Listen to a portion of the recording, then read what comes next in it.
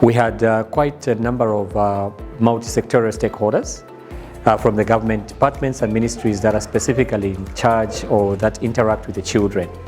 What is of interest from my perspective, from a legal perspective, is that I interacted with them with regards to the provisions of international statutes that Zambia has acceded to and that border on children's rights, as well as the mammoth, or rather the landmark law that Zambia has enacted in form of the Children's Code Act that has consolidated all the laws that deal with children domestically. Some of the key takeaways is that we do have a very long way to go in terms of the implementation of the Children's Code Act, as has been opined by various stakeholders from different ministries and departments, in the sense that we are still coming up with systems, institutions to speak to the legal framework that is currently being played in Zambia. But of encouragement is the zeal as well as the passion that the key stakeholders are having with regards to implementing and, most importantly, upholding the children's rights.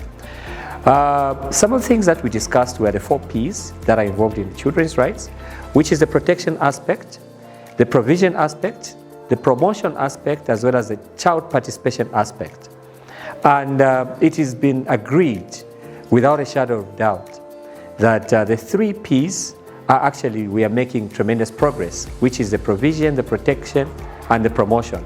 However, we still have a long way to go with regards to having child participation in programs and projects that affect the children. It has also been agreed through this interaction that we ought to involve children more because we cannot be planning and we can't be making programs that involve children without having them participate in the actual sense. Children's rights, especially when you talk about children that are in contact or conflict with the law, is one aspect that cannot function without cooperation and coordination between state and non-state actors. The forum has got a very, very, very huge mandate to play in ensuring that these rights of children that come into contact or conflict with the law are upheld.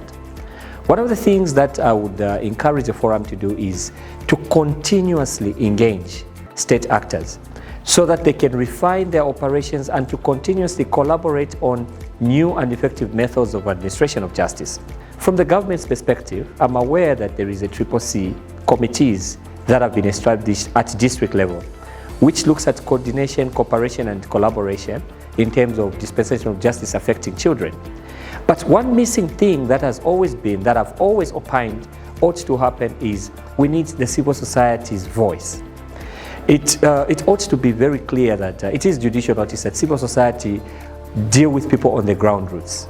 And they're the ones that have direct contact with the communities, as opposed to state institutions who normally receive complaints from the communities via the civil society organizations. There is absolutely no reason why one wing, either civil society or the state, should be defensive when it comes to children's rights, because we are fighting the same cause.